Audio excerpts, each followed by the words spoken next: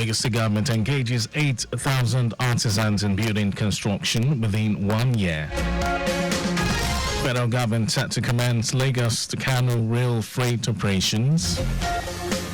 On the front, in Chad's election management agency declares Mahamat Debi as winner of presidential election. And in sports, Bayer Leverkusen beats Roma to make Europa League final. And now the details. I am Mike James. The Lagos government has engaged the services of 8,000 skilled and semi-skilled artisans in building construction activities in its housing schemes in the last 1 year.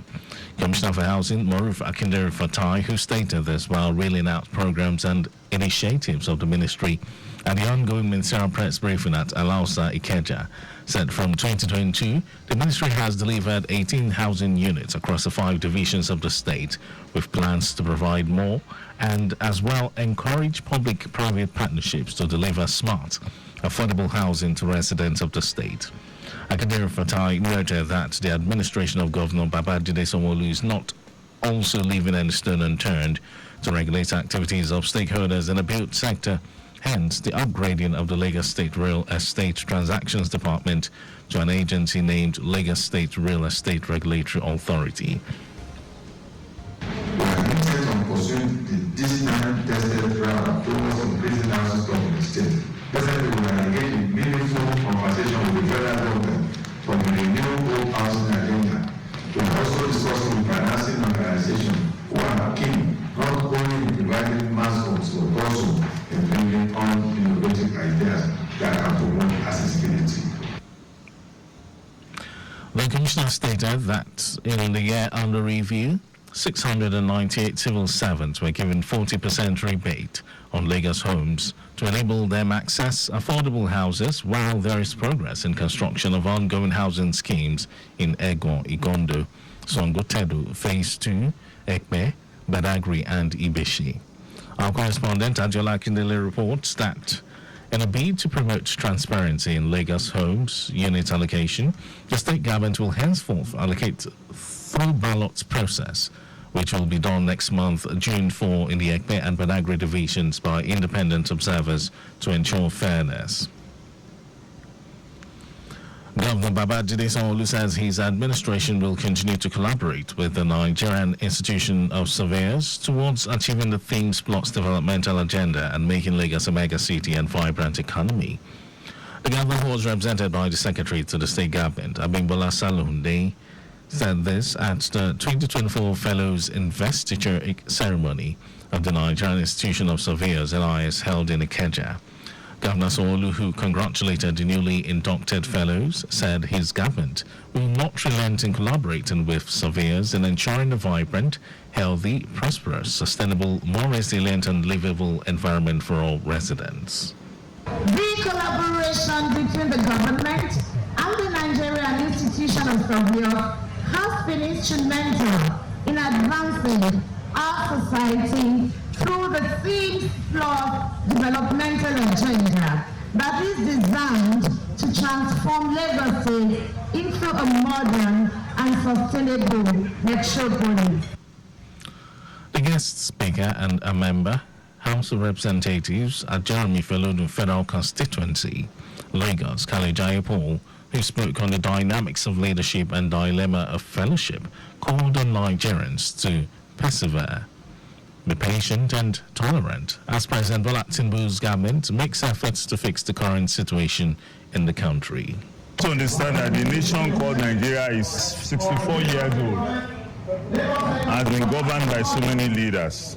No matter what you know about a nation, when you sit on that seat, the dynamics of leadership will take over. So what we're seeing today is an interplay of the dynamics of leadership.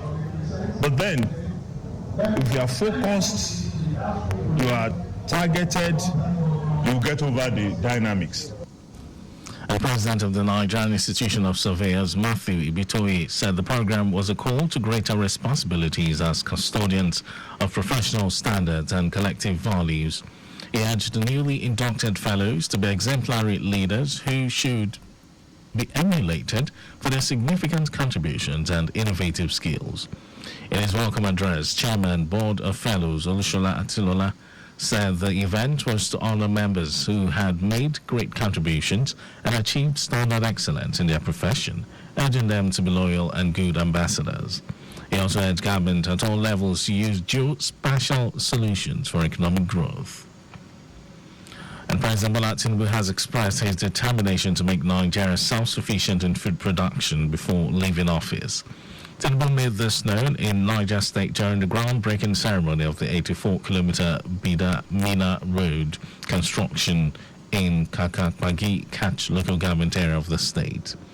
The president, who was represented by the Minister of Information and National Orientation, Mohammed Idris, promised that the federal government will continue to partner with states that bring development to their people. In his remarks, Governor Umaru Bagu, who said the construction of the Bida-Mina Road is a promise fulfilled, noted that the project is of paramount economic importance to the state. And now to the rest of the stories. The federal government has announced the commencement of freight services on Lagos to Kano narrow gauge rail line. The contractors revealed this during the visit of the Minister of Transportation, Saidu Alkali, to the site for an on-the-spot inspection of the project in Kano State. Alkali stated that freight operations will extend the lifespan of the nation's highways and help reduce the number of auto accident-related deaths, among others. He also revealed that the projects will be divided into segments to facilitate smoother, more efficient and quicker completion.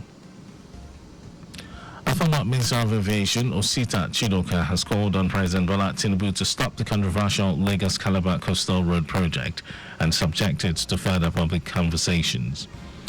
Chidoka says the government should rather improve Nigeria's inland waterways, build small seaports across the coastal areas as the best way to move goods from one coastal city to another by ship. The former minister says the president has alternative projects to embark on as legacy projects. And according to him, Tinubu can redesign the National Highway, authorize a new National Highway Act to dualize the existing highways and connect them to the airports and seaports. Today is World Lupus Day. It is an annual observance dedicated to raising awareness about lupus, a chronic autoimmune disease that affects millions of people worldwide. World Lupus Day is aimed at increasing public understanding and promoting research into its cause and cure. By spotlighting lupus, the observance seeks to lessen the stigma and misconceptions associated with it, while also advocating for the needs of those affected. And over to foreign news, military leader Mohamed Debi has won a closely watched presidential election in Chad. The National Election Management Agency, who declared provisional results, said Debi secured more than 61% of the vote, eliminating the need for a runoff with his closest rival, Prime Minister Success Masra, who received 18.5%. The victory allows Debi, the incumbent, to hold onto the presidency with a voter mandate. Early on Thursday, Prime Minister Success Masra issued a live broadcast on Facebook declaring himself the winner, also accusing Debi and other government officials of rigging the election results. And now to sports news. Bayer Leverkusen FC has qualified for the Europa League final with 4-2 on aggregate after a stoppage time goal, extending its unbeaten run to a record 49 games. In the rematch of last season's Europa League semi-final, Roma came to Leverkusen 2-0 down after the first leg, but leveled up tie-up despite having little possession thanks to penalties in each half from Leandro Paredes. Bundesliga champions Leverkusen will meet Atalanta, who beats Marseille 3-0, 4-1 on aggregate in the final in Dublin on May 22. And the Minister of Sports Development, John Lehner, has extended his heartfelt condolences to former Super Eagles star Tijani Babangida and his family on the tragic loss of his brother in a fatal car accident. And emphasized the importance of unity and solidarity as they mourn the loss of a beloved family member. Babangida, a gold medalist at the Atlanta 1996 Olympic Games and president of the Professional Footballers Association of Nigeria, PFAN, was involved in a devastating car accident on Thursday along the Kaduna Zaria Road, which claimed the life of his younger brother, Ibrahim Babangida. And that was our news at 10. But just before we go, please do not drive beyond specified speed limits.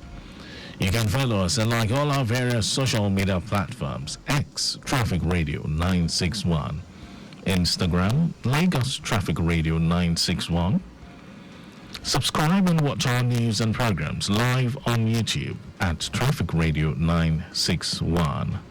You can also visit our website, trafficradio961.ng. And did you know that the Sanwo-Olu administration engaged independent managers for the management of the Lagos theatres? You can get more details. It's on the Lagos State Government website. And to end the news, here are the highlights of the major stories. Lagos State Government has engaged the services of 8,000 skilled and semi-skilled artisans in building construction activities in its housing schemes in the last 1 year. The federal government has announced the commencement of freight services on Lagos to Kano narrow gauge rail line. And we also told you that military leader Muhammad Debi has won a closely watched presidential election in Chad. And in sports, Bayer Leverkusen FC has qualified for the Europa League final with 4-2 on aggregate after a stoppage time goal, extending its unbeaten run to a record 49 games. And for contact with the newsroom, send a message to info@trafficradio961.ng. That ends the news broadcast. It was compiled by Adirayodo Olaya. Thank you for listening. My name is Mike James. Good morning.